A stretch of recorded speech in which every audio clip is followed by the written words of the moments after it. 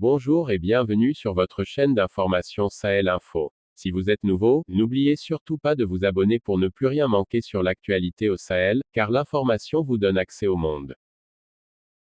Ce 9 janvier 2022, les chefs d'État de la CEDEAO vont devoir prendre des décisions après le projet de chronogramme de retour à l'ordre constitutionnel envisagé par les autorités maliennes. Ce sera entre un durcissement des sanctions et un compromis politique. Selon un politologue, le bras de fer n'arrange personne.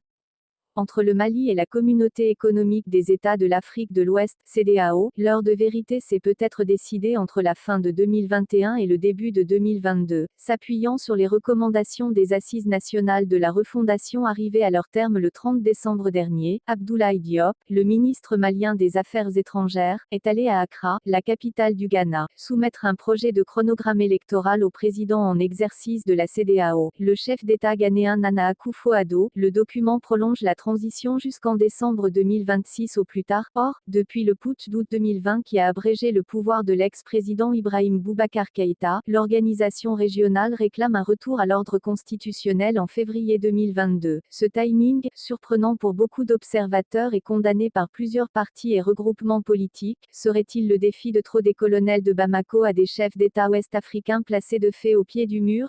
De manière objective, lucide et rationnelle, il est déjà impossible d'organiser des élections au Mali en février 2022. Pourquoi la CEDEAO n'aiderait-elle pas le Mali à restaurer sa sécurité territoriale de sorte à pouvoir organiser des élections crédibles en lieu et place d'élections qui ne seraient possibles que dans une partie du pays avec des autorités qui n'auront qu'une emprise sur des portions du pays, notamment dans le centre et dans le nord? Au regard de cela, je me demande si l'organisation d'élections doit être la priorité dans ce pays, d'autant que la CEDEAO sait que le Mali est en partie occupé par des terroristes, souligne le docteur Sylvain Nguessan, analyste politique et sécurité, directeur de l'Institut de stratégie d'Abidjan, interrogé par Sputnik.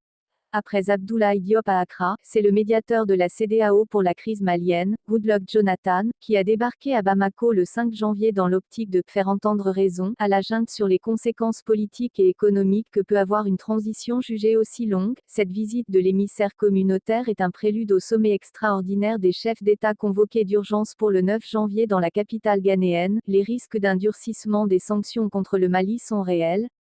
Il est vrai que les normes d'une transition se situent en général et au maximum autour de 2 ans. Alors, quand l'exécutif malien demande à aller jusqu'en 2026, cela peut choquer l'imaginaire collectif.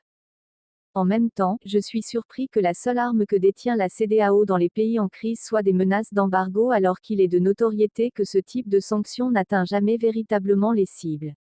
Un embargo contre le Mali ne fera pas souffrir les tenants du pouvoir, ni l'élite, ni même peut-être la classe moyenne, mais le petit peuple. Il est dommage que la CEDEAO, après plus de 45 ans d'existence, n'ait pour alternative que l'embargo contre un pays en crise, constate le politologue ivoirien. Avec les crises guinéennes et maliennes, la CEDEAO a pu mesurer ses divergences internes lorsqu'il s'agit de passer à des niveaux de sanctions élevés. Aux premières heures du coup d'État au Mali en août 2020, le Sénégal avait opposé son veto à un embargo global contre son voisin immédiat, puissant partenaire commercial et dont le port de Dakar reste le principal lieu d'approvisionnement en marchandises de toutes sortes.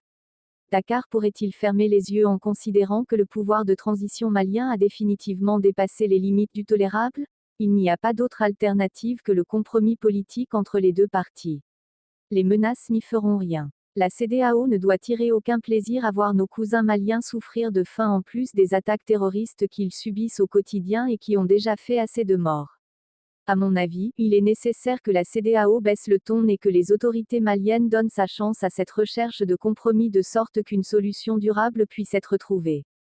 Dans le contexte actuel, le bras de fer n'arrange personne. Pour la CEDEAO, il urge qu'à l'interne elle puisse trouver des mécanismes de résolution du type de crise auquel elle est confrontée avec le Mali et la Guinée, suggère le docteur Sylvain Nguessan. Dans un entretien avec le magazine Jeune Afrique de janvier 2022, le ministre des Affaires étrangères Abdoulaye Diop affirme que « les Maliens ont le sentiment que la CEDEAO et la communauté internationale ont tendance à avoir 2 poids et 2 mesures dans l'examen de la situation de certains pays de la région ». Une allusion au report de l'élection présidentielle en Libye soutenue par le Niger, pays très engagé contre le pouvoir malien, et à la validation du coup d'État survenu au Tchad après l'assassinat en avril 2021 du président Idriss Déby Itno et sa succession immédiate par son fils Mahamat Idriss Déby à la tête du pays. C'était tout pour cette tranche d'information. Nous espérons avoir pu au mieux vous informer, alors n'oubliez surtout pas de vous abonner pour ne plus rien manquer sur l'actualité au Sahel.